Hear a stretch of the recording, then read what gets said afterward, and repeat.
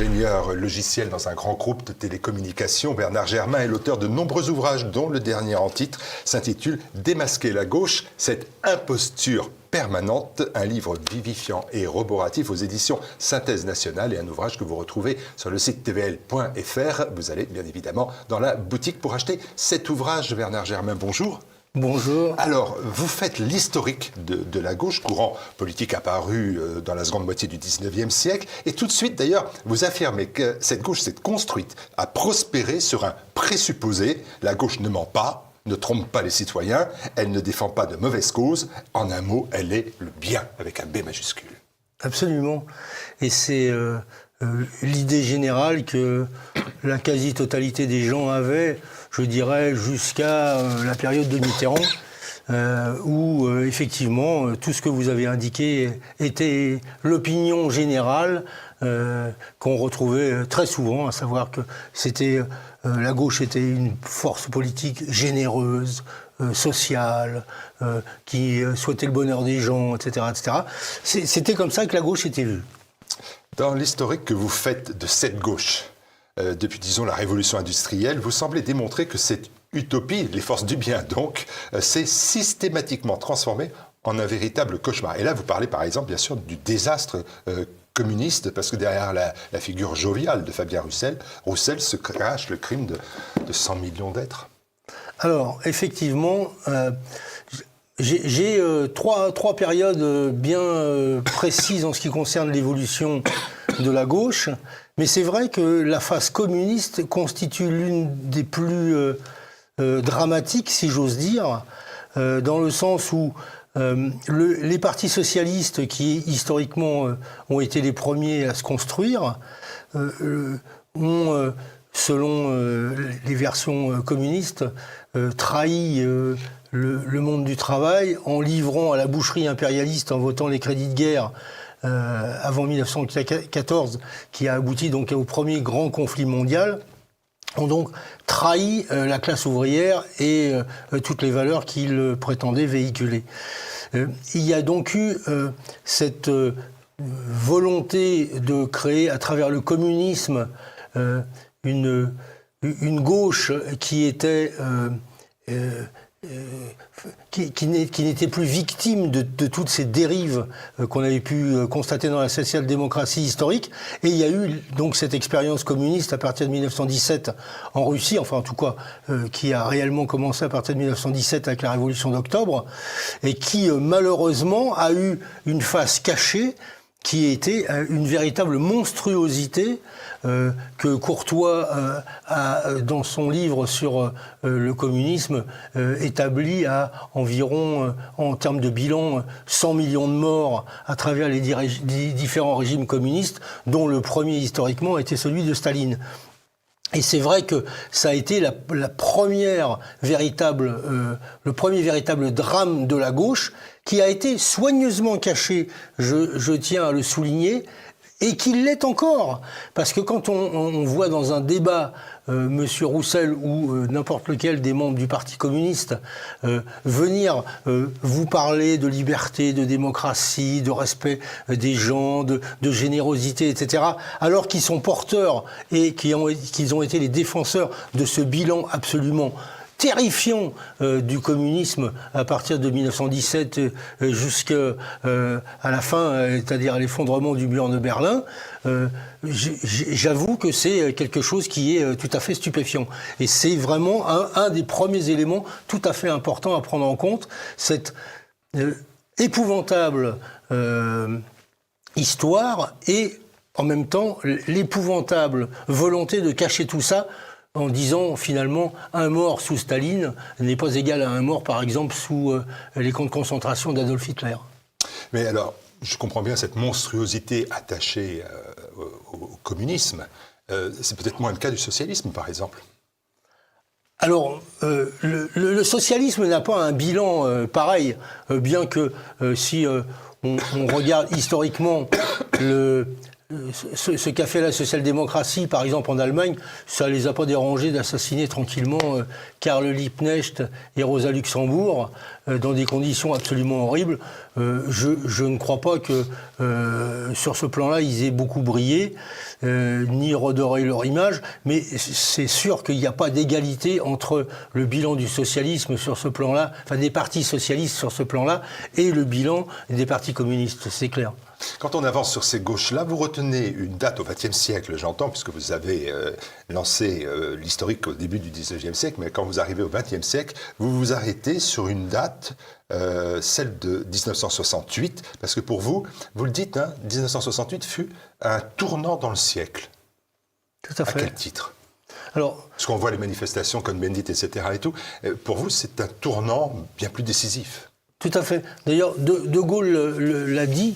Bon, je ne vais pas reprendre toutes ces citations à l'époque, mais il a lui-même effectivement considéré que c'était un véritable tournant.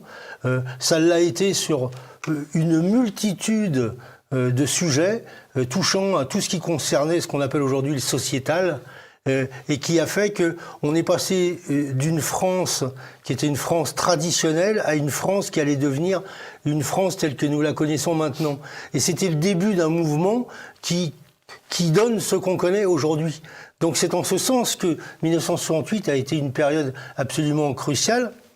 Et par exemple, des philosophes postmodernes comme Derrida, Foucault, etc., ont commencé à écrire et à se faire connaître.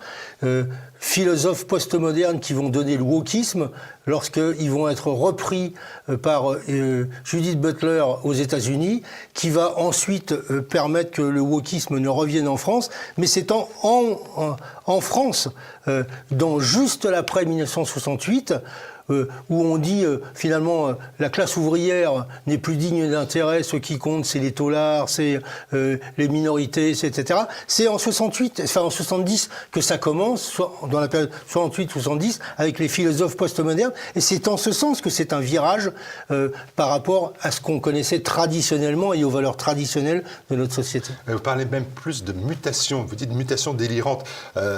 Vous observez le PC résiduel, les restes du PS, les écologistes, aujourd'hui les insoumis, et vous dites, mais tous ces courants-là, ils ont accompli donc cette mutation délirante, l'acceptation, puis la promotion du wokisme. Le wokisme, pour vous, c'est simple, c'est une idéologie de l'Occident dégénéré. Tout à fait. Alors, en trois phrases, le premier grand tournant, hormis celui du communisme, dont on n'a jamais tiré le bilan, d'ailleurs je vais y revenir tout à l'heure, c'est l'arrivée de Mitterrand au pouvoir, 1981. Mitterrand au pouvoir, il arrive sur la base d'un programme qui est soi-disant la réponse à toutes les attentes des milieux populaires et ouvriers. Et dès 1983, il met en place la rigueur. Sa conversion depuis 82 au libéralisme de Thatcher et Reagan. Et il promeut une politique qui est à l'inverse de tout ce qu'il avait promis dans les élections. Ceci étant couplé avec un travail avec Jacques Delors au niveau de l'Europe, qui est la promotion d'une Europe qui va se révéler une Europe contre les nations, dont nous avons énormément à souffrir aujourd'hui et qui était l'objet du livre précédent que j'avais écrit. Alors ça, c'est le premier grand tournant qui fait que la gauche commence à ne plus être la gauche. C'est ce qui s'appelle, comme le SPD allemand l'avait fait, le SPD avait fait son congrès à Bad Godesberg, et ça a été le congrès du Parti Socialiste en 83. Enfin, c'est pas le congrès, ça a été le virage qui était le Bad Godesberg du Parti Socialiste en 1983, qui amorce cette mobilisation qui fait que on abandonne totalement le combat pour le socialisme, on devient pour un véritable capitalisme entre guillemets plus social, etc. Et on construit une Europe qui est une Europe qui va se révéler être une Europe fédérale, celle que le général de Gaulle souhaitait absolument éviter. Et à cette époque, on a commencé à voir apparaître la petite main jaune, la lutte antiraciste, Black Blanc Beurre, qui a culminé en 1998 avec la victoire de la France en Coupe du Monde de football, avec l'équipe justement Black Blanc Beurre. mais après, c'est fini. À partir de 2000, c'est terminé. Les Blancs ne peuvent plus être les alliés des Noirs et des Arabes. Et donc, le Blanc commence à être, via les indigènes de la République, Douria Boutelja, qui reprend les thèses qui reviennent des États-Unis, le blanc devient l'unique objet du ressentiment de toutes les minorités, notamment sexuelles, mais des femmes, comment dirais-je, de tous ce qu'on appelle les racisés, c'est-à-dire les Noirs, les Arabes, enfin tout ce qui n'est pas blanc. Voilà. Et le blanc devient l'ennemi absolu à abattre. Et donc on passe d'un système où auparavant, la gauche avait une analyse basée sur la lutte des classes à une analyse basée sur la lutte des races. Et ça, c'est quand même un changement fondamental.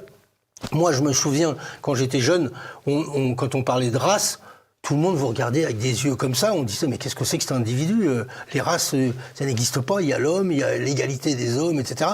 Et là, aujourd'hui, cette gauche, elle a franchi le premier pas avec Mitterrand, elle a franchi le deuxième pas avec les wokistes, et c'est aujourd'hui ce qu'on a vu et qui va se concrétiser par Terra Nova et la dégénérescence qui a suivi. Alors, d'où des bouleversements idéologiques récents de la gauche, finalement, récents dans les 40 dernières années, et ce qui se font dans de nombreux domaines. Et puisque vous évoquez bien évidemment ces transformations-là, où règne l'imposture, l'ignorance ou l'escroquerie, il y a longuement le sujet de l'immigration, et l'immigration est une de ses conséquences, l'islamisme. Tout à fait. Alors, vous avez employé le mot d'escroquerie, c'est exactement le cas. Il y a plein de sujets, bon, on ne va pas les traiter ici, mais par exemple, juste une phrase, la colonisation, c'est la gauche qui l'a inventée, pas la droite. Les soi-disant repentances et dettes que nous avons vis-à-vis des pays comme l'Algérie, etc., c'est une blague monstrueuse, puisque si on présentait la note de tout ce que la France a dépensé pour ces pays-là, je veux dire, c'est eux qui nous devraient des sommes colossales, etc. Alors, la colonisation est effectivement une escroquerie absolument monumentale, comme l'esclavage, comme etc., et l'immigration, c'est exactement pareil. Alors, Macron nous a expliqué. Et il y a toujours eu de l'immigration en France, mais c'est parfaitement faux. L'immigration, elle a commencé à la fin du 19e siècle, quand il y a eu les mines, la sidérurgie, etc. C'était des personnes qui venaient de l'Europe. Bon, c'était une immigration de travail dont la plupart des gens sont repartis ensuite. Et puis ensuite, il y a eu l'immigration venant des pays du Maghreb, pour faire simple, pas encore d'Afrique, mais du pays du Maghreb, qui était une immigration de travail. Et comme elle était très réduite, très ténue, il y a eu un processus d'assimilation tout à fait considérable qui s'est passé. Les gens devenaient français, se mariaient avec des Français, etc. Puis après, il y a eu 1976, la décision de Giscard du regroupement familial, et là, ça a été le début de la fin. C'est-à-dire que le nombre, c'est tellement important, le nombre. Les gens sont arrivés, et à partir de ce moment-là, on commençait à vivre dans des endroits que la gauche appelle des ghettos, mais qui sont simplement les endroits dans lesquels ils veulent vivre ensemble. Ils ne veulent pas se mélanger aux autres. Et le vivre ensemble est une mauvaise blague. Comme en Algérie, quand c'était la guerre d'Algérie, c'était pas une guerre d'indépendance nationale, c'était une guerre religieuse des musulmans qui ne voulaient pas vivre comme les Français leur proposaient de vivre avec eux.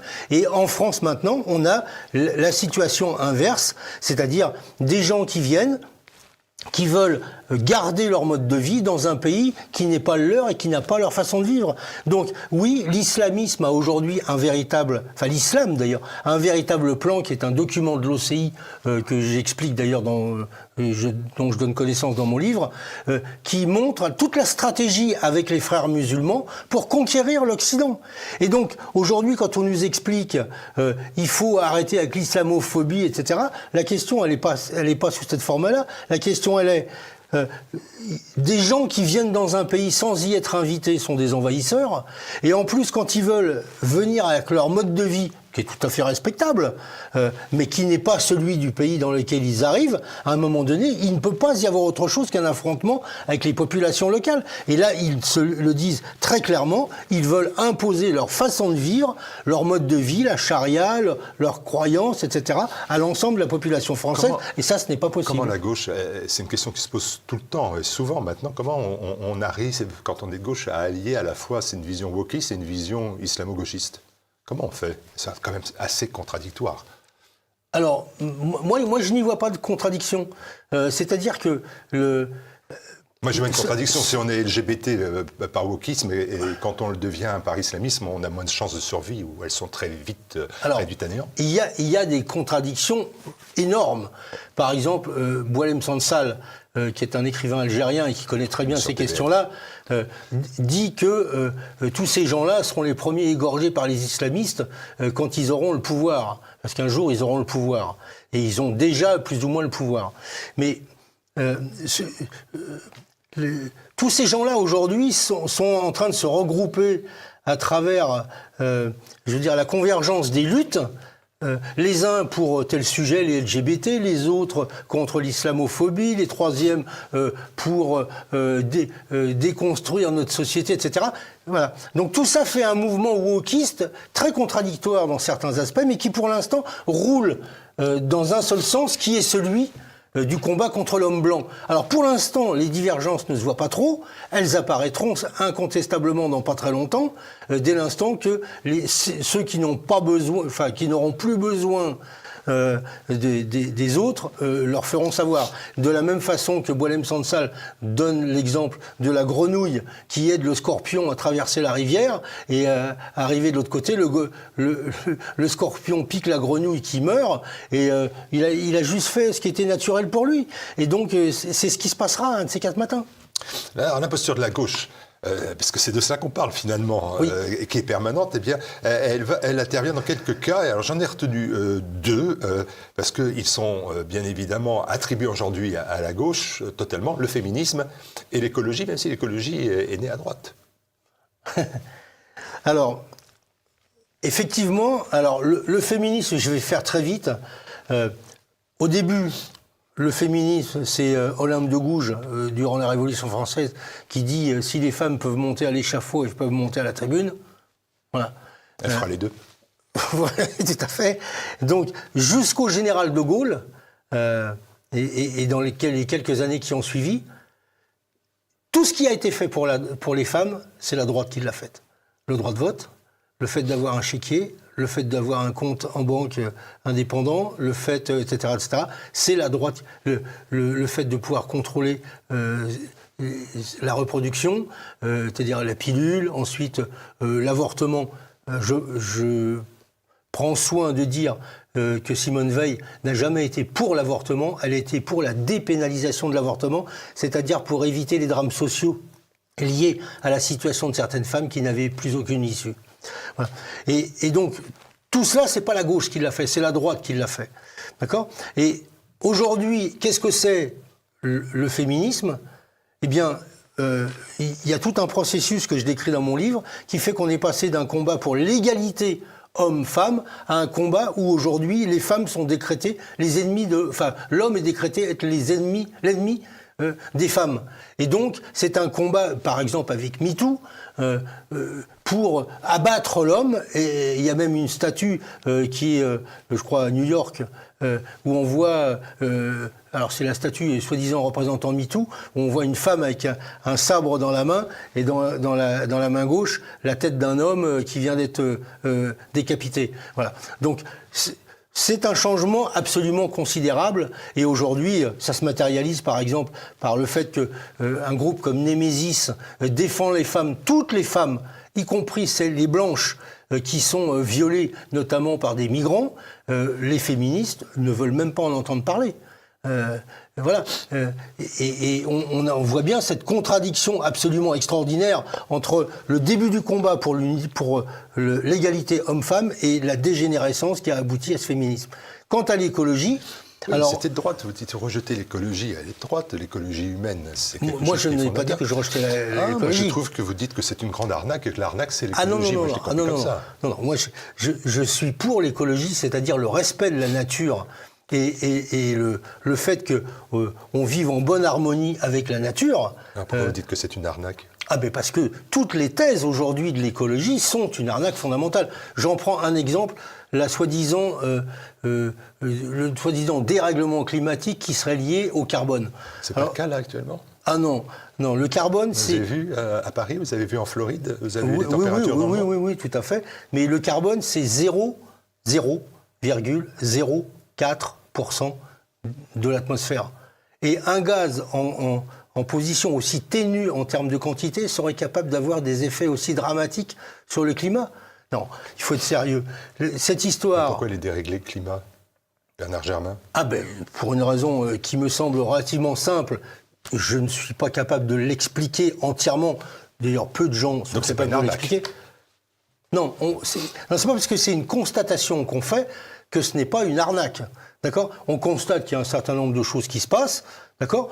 Mais c'est pas pour autant que c'est ce qui est une arnaque, c'est les causes qui sont soi-disant mises en avant. Et les causes qui sont mises en avant, ce serait la culpabilité du CO2 produit de l'activité humaine. Je vous prends un exemple. Pourquoi le Groenland s'appelle comme ça ? Groenland, ça veut dire les terres vertes. D'accord ? Aujourd'hui, le Groenland, c'est gelé partout. Ah oui, mais il se trouve qu'il y a 1000 ans, c'est là que les Vikings sont arrivés et qu'ils ont vécu pendant 3 siècles. Donc, si c'était les terres vertes, comment ça se fait ? Parce qu'il y avait, sur l'échelle de l'évolution du climat, une poussée de température absolument considérable, bien plus élevée que celle qui existe aujourd'hui, courbe qui était validée par le GIEC avant que l'un de ses responsables ne sorte ce qu'on appelle la courbe en crosse de hockey, ce que j'explique en détail dans mon livre, qui est une vision simpliste, disant pendant 1000 ans, il n'y a eu aucune augmentation, aucune variation significative du climat, et d'un seul coup, à partir de grosso modo 1950, d'un seul, il y aura une flambée de la quantité de CO2 à cause de l'activité humaine. Et moi, je vous dis simplement, mais alors, où était l'activité humaine quand il y a eu le Groenland qui était une terre verte ? On peut pas. Qu'est-ce qui explique ça ? Alors, la vérité, c'est qu'il y a vraisemblablement des cycles longs qui sont liés au soleil, aux nuages, à la quantité d'eau dans l'atmosphère, etc. À l'inclinaison de la Terre, à l'axe de la rotation de la Terre, et tous ces éléments-là créent des cycles longs en termes d'évolution du climat. Et aujourd'hui, on est dans un cycle qui a eu une augmentation et qui est en train de descendre. Et c'est confirmé, je vous en donne tous les éléments dans mon livre, par des études scientifiques qui ont été faites avec des carottages de glace dans les pôles. On vérifiera en lisant cet ouvrage. Alors, je vais pas vous titiller plus longtemps sur cette question-là, oui. Et je vais maintenant vous provoquer directement, parce que la gauche, elle reste essentielle dans sa lutte contre le complot-fascisme qui s'étend partout, de Le Pen à Ruffin, en passant par Macron et consorts. Ça a au moins ce rôle-là. Oui, alors vous savez, le complot fasciste... alors, je vais synthétiser ma réponse. Vous savez, j'ai regardé hier... la réaction de Madame Hidalgo à l'assassinat de Philippine. Et Madame Hidalgo a dit que c'était tout à fait épouvantable. Les affiches qui avaient été collées dans Paris, on voit marqué Philippine, le dessin de la figure de Philippine est marqué en dessous « Tué par un migrant marocain sous OQTF ». Ça pose un problème à Madame Hidalgo, et elle considère que c'est des affiches fascistes, réactionnaires, racistes, etc., etc. Elles ne font que dire la vérité. Alors aujourd'hui, vous savez, c'est très simple. Quiconque dit quelque chose qui n'est pas cautionné par la gauche, qui est en fait l'extrême gauche, est simplement fasciste. Et je vous fais observer que vous avez de plus en plus de gens, c'est pas simplement ce qu'on appelle l'extrême droite, mais maintenant, quiconque n'est pas d'accord avec eux, même si c'est quelqu'un qui était avant Ruffin, par exemple. Ruffin, quand il est arrivé à la fête de l'Humanité, tout le monde lui a fait un petit banc d'honneur.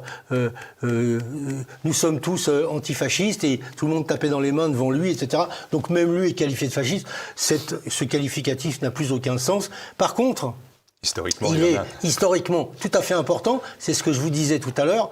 C'est la reprise pure et simple des méthodes de Staline qui, pour discréditer tous ses opposants, disaient « traitez-les de fascistes », et pendant qu'ils essayeront de démontrer qu'ils ne sont pas fascistes, ils ne pourront pas développer leur thèse, et vous développerez les vôtres. Et c'est exactement ce que fait la gauche, et c'est la chose que je voulais absolument vous dire, qui me paraît tout à fait importante, c'est le bilan du nazisme a été tiré en long, en large et en travers, et donc aujourd'hui, personne ne s'aventurerait à pouvoir se revendiquer d'un régime de ce type, etc.